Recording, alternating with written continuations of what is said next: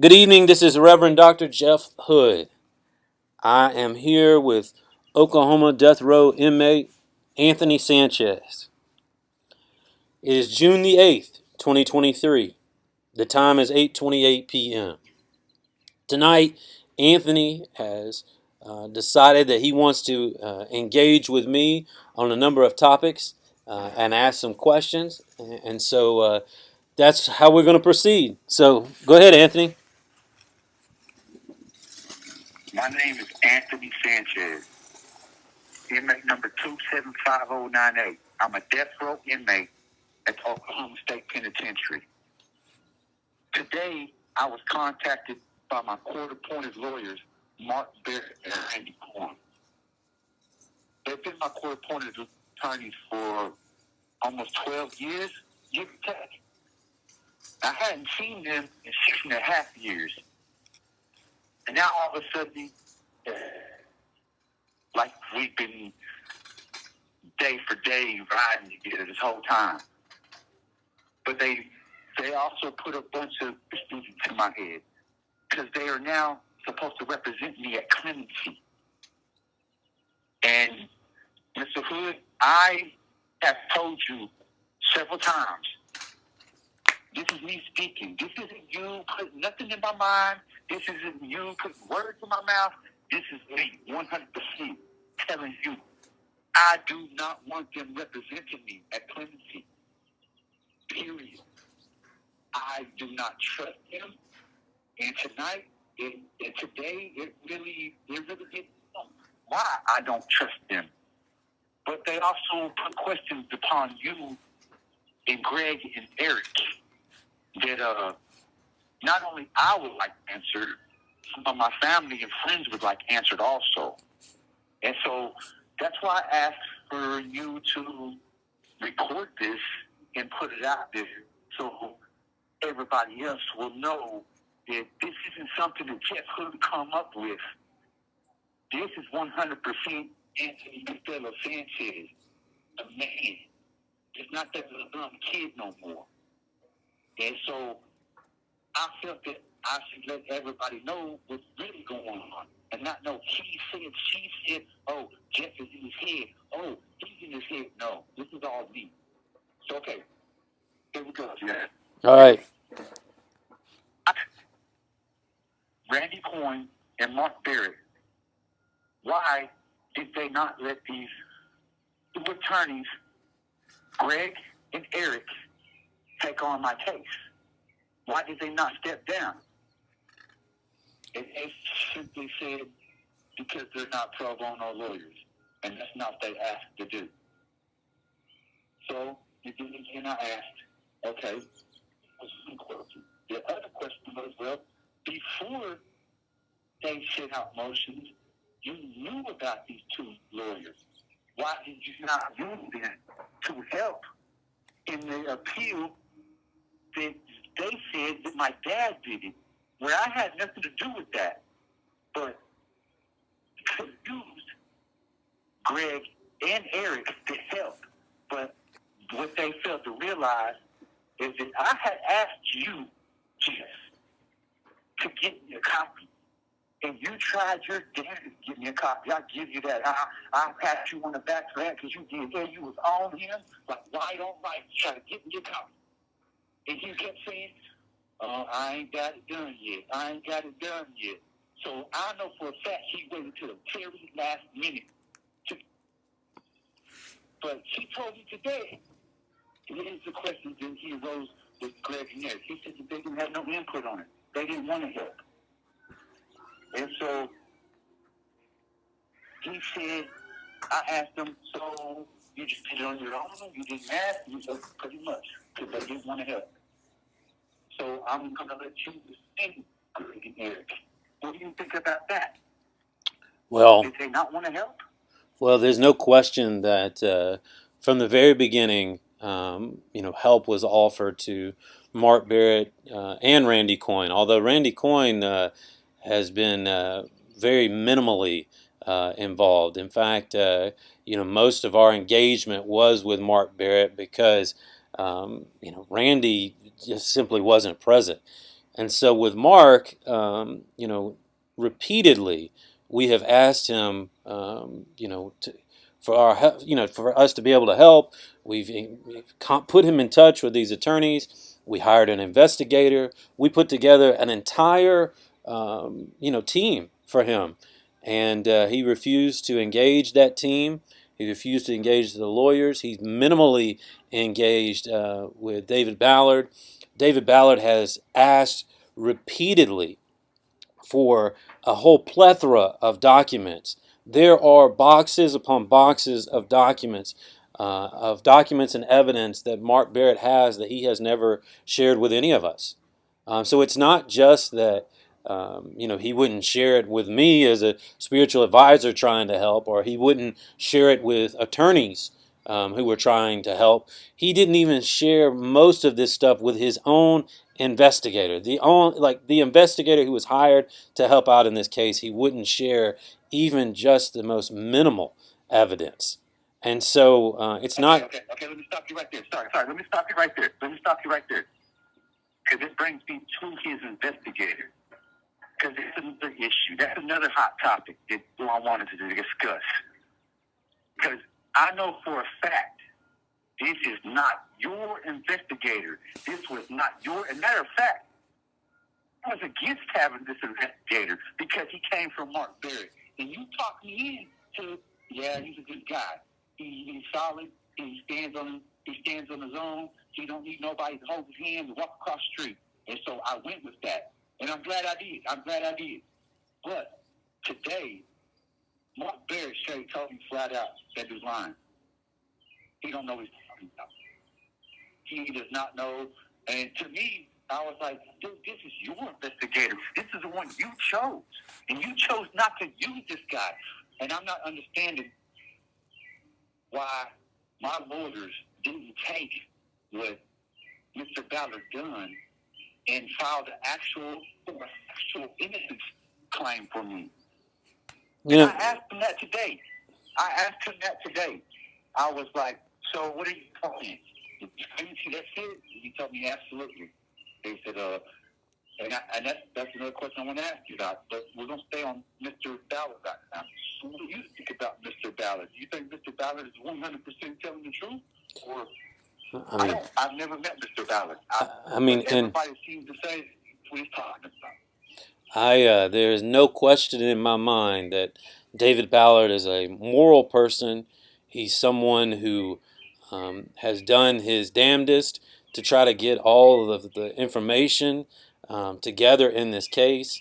Very early on, he came to the impression and had the opinion that you were innocent.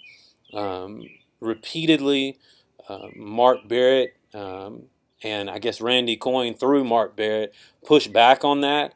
We have been investigating this case and working hard to uncover more and more and more stuff for months now.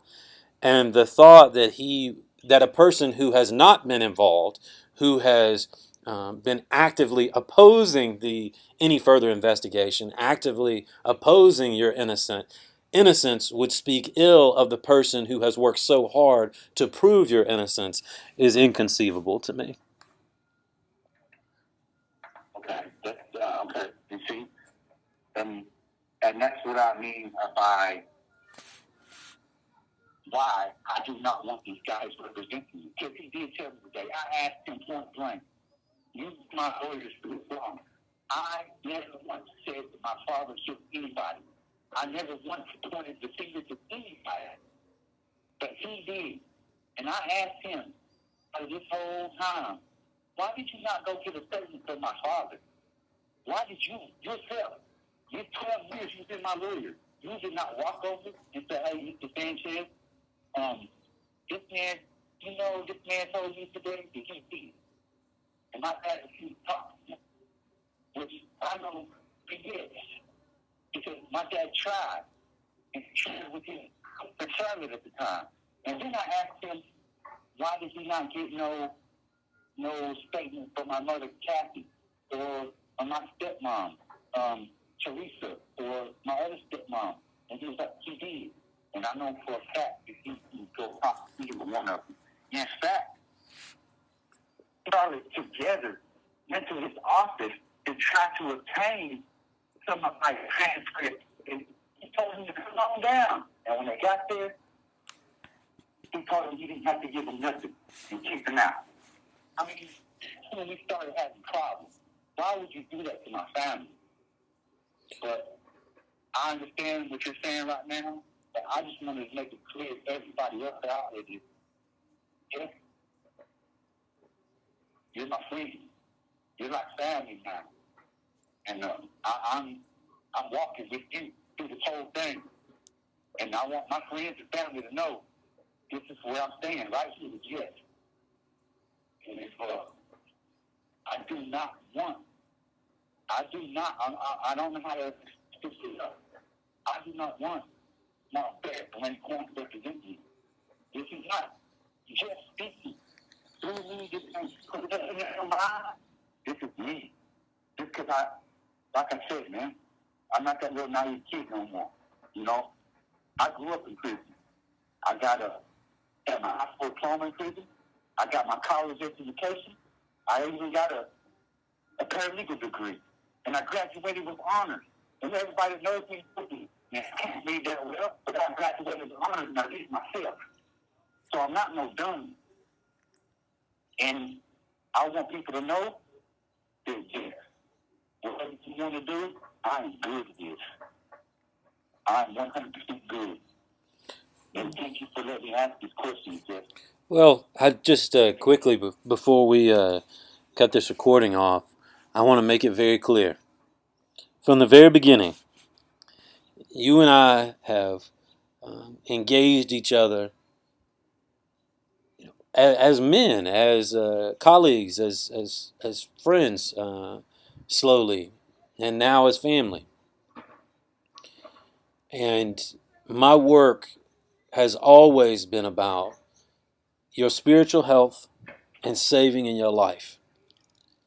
And we have raised money, we have gotten attorneys, we have gotten an investigator, we have built a coalition, we have, helped you file motions.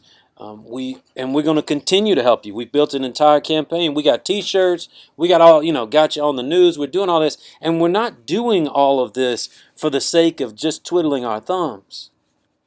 We're doing this because we believe in you. And I want to make it very clear. Throughout this entire process, you have 1 minute left. There were, and do call me back, Anthony, when I get done, but throughout this process, there has been 2 people who has been thwarting us, trying to stand in our way, trying to disrupt this the entire time.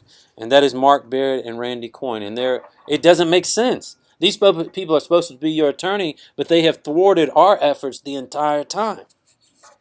I don't understand it. Right there. I'll call right back. Right there. I'll call right back. Okay, this is Reverend Dr. Jeff Hood, along with Anthony Sanchez from Oklahoma's Death Row. June 8th, 2023, the time is 8:46 p.m. This is a continuation of our conversation. Go ahead, Anthony.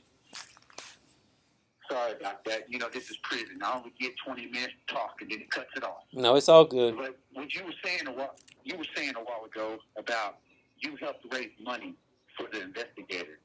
Today,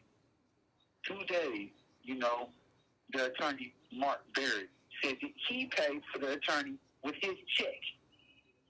And I'm thinking to myself, I was already told that Abe from Death Comes Action helped with that money. Thank you, Abe, if you're listening. Thank you pretty much. You deserve a big hug for that. And I mean, I understand that. I don't know if David needed his money right there and Mark had to pay right then and there or whatnot. I don't know, but I do know that, to me, why would you tell me that? I mean, I don't need to know where the money came from. I don't need to, it's like eating sausage. I don't want to know how it's made. Just eat it. Just do it. And it's just bugging. There's a lot of things bugging, Jeff. So, well, let me expound on that.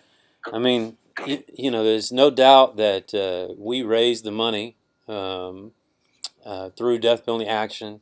There's no doubt that Abe Bonowitz sent the money to Oklahoma and got it to Mark. And there is no doubt that death penalty action paid for David Ballard's services. And, and the question, I guess the proof of that is, now he's, coming out and talking about David Ballard as if he doesn't know anything, yet David Ballard is still working on the case. Well, if Mark's paying him, then why, then how is he still working on the case? Well, the bottom line is Mark's not paying him. We are. Right, right. And that makes sense. That does. And that brings me back to, like I told you, I'm not that little naive dumb kid no more. That's why I asked to do this with you today. So if he's in here lying to me, what if he's saying to my family and friends that he has not talked to? What's he going to say to them? I mean, my execution date is September 21st. He has not talked to one person in my family, not one friend of mine, not one. I mean, what's he doing? What is he doing over there? I'm not understanding. I don't understand how I cannot have Greg and Eric as my attorneys. That blows my mind. And for one last subject, one last thing, and this is for Julie Buskin's parents. Mr. and Mr. Buskin, Mr. and Mrs. Buskin, I did not rape your daughter. I did not kidnap your daughter. It is an awful thing to lose a child. Parents should never have to bury their children. And I'm sorry for the sorrow and the pain that you're going through. But you must believe me. I did not kill your daughter. And I'm sorry. And I don't believe my father did it either. And I don't think nobody in my family did it either. And just, I understand it doesn't get any easier losing a child. I lost 3. Not the way you guys did, but I have lost 3. It never gets any easier. And I just wanted to let you know that I am innocent. Thank you, Jeff, for letting me come on and ask questions. Well, thank you, brother. I was going to add this too. I mean, I think the fact that we are still open to the fact that your dad did this or could have done this, and you have differences of opinion about that. Well, the reason all of these differences of opinion are able to exist in this space is because we are about truth. It's about the truth, and the truth is that you are innocent, and we're willing to do what it takes to, to be able to prove that, to figure that out. Yes, I understand that. And the way Mark Barrett wrote it is that I'm saying this. Well, it's coming out of my mouth. Well, and that's the point that I was trying to make. You have to get to a space of mutual respect, and obviously, Mark Barrett and Randy Coyne have never respected you, and I hope that this space of mutual respect that you and I have developed, with the wider team and all of these people who are active, will lead us to a place of celebration as we see you walk out of the prison exonerated. Thank you. All right. Blessings, brother. Let me cut this off.